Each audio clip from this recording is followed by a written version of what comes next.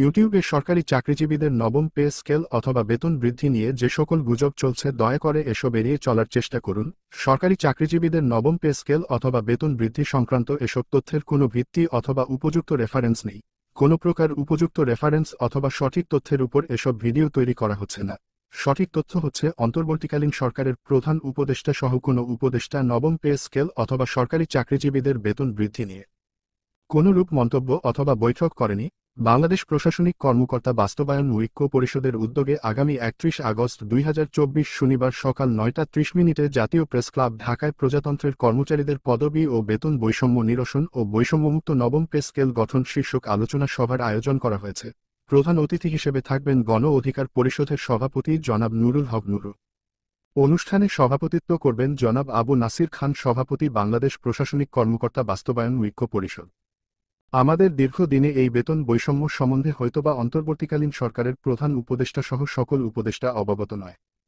আমাদের করণীয় আমাদের বেতন বৈষম্য তুলে ধরতে গণ অধিকার পরিষদের সভাপতি জনাব নুরুল হককে আমাদের বিস্তারিত জানাতে হবে।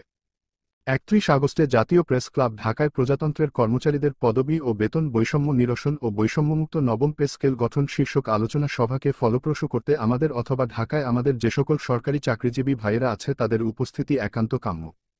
এই সভার মাধ্যমে আমাদের দীর্ঘদিনের এই বৈষম্য প্রধান উপদেষ্টা সহ সকল উপদেষ্টার দৃষ্টি আকর্ষণ করতে হবে এবং খুব দ্রুত এই বৈষম্য নিরসনের জন্য প্রয়োজনীয় ব্যবস্থা গ্রহণ করতে উদ্বুদ্ধ করতে হবে।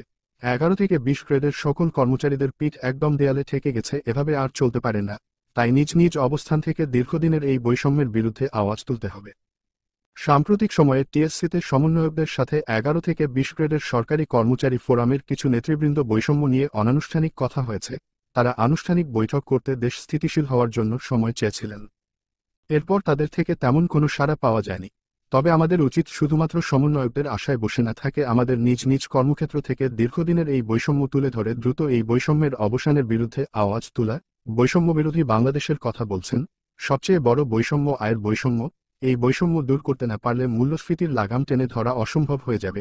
তাই এখনই উপযুক্ত সময় দীর্ঘদিনের এই বৈষম্যের অবসান করার। নবম পে স্কেল অথবা সরকারি চাকরিজীবীদের বেতন বৃদ্ধি সংক্রান্ত সঠিক তথ্য পেতে চ্যানেলটিতে লাইক, কমেন্ট ও সাবস্ক্রাইব করতে ভুলবেন না। ধন্যবাদ।